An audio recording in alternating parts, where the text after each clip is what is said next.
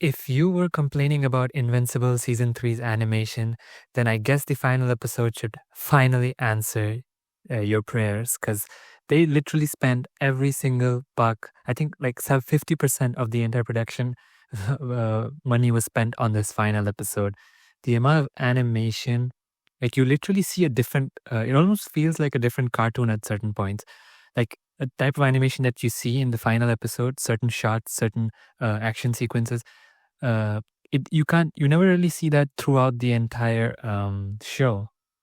I'm talking about specifically scenes where his hair is moving, his sort of body and everything. Like there's so much animation. He's not just stuck in this one pose or two pose. Like there's so much movement going on, and you know that you can appreciate the animation, right? Like as an artist myself, I saw that and I was like, this is insane, and it made me smile. I was like, they cooked with this final episode. And I mean, it's proof. Like I went online and people were like praising this final episode very much, and the hype, I think, is worth it, because when you see this final episode, it feels like you're watching an anime, a high quality Japanese anime fight scene. And that's a big compliment, because anime does fight scenes really good. They've been doing it really good for a long, long time. And to see Invincible, that did not really have the best action sequences when you compare them with, anime, Japanese animation. This season three's final episode, they really, really worked hard on it. There's so many sequences where Conquest sort of blasts through the buildings and you can see all the glass shattering and everything, and it was great.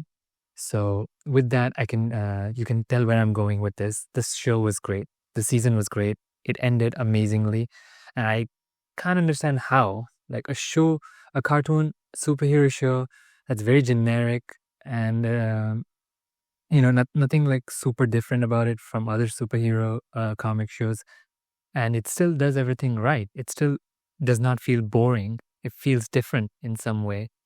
And even though the first show had Omni-Man to sort of carry it, this final season, this third season did not really have much of Omni-Man at all.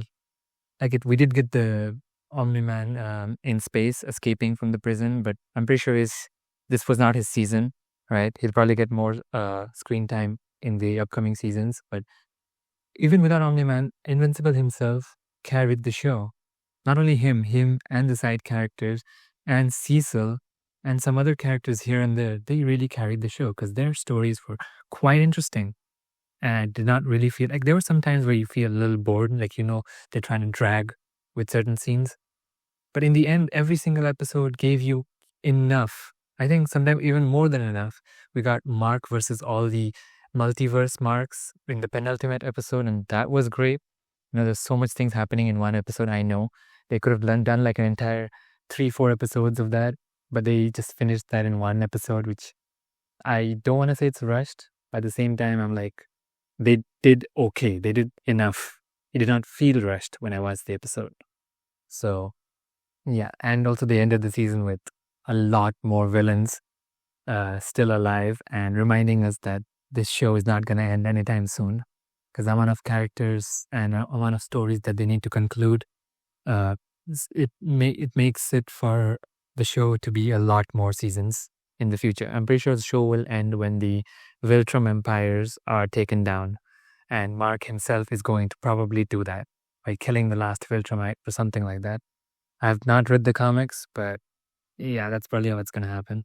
Also, the ending, keeping Conquest alive, I don't think that's a good idea.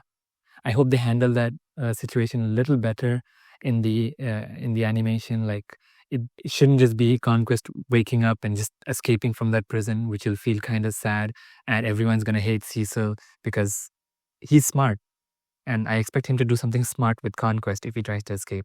Like let him escape, but let him escape in a sort of tough way, not easily. That's what I'm saying. Give him a challenge, make Cecil something. Make him look smart at least, because Cecil is a smart character. And to have him do something dumb like keeping Conquest alive, that's going to be out of character. So let's see. Let me know what you thought about the show.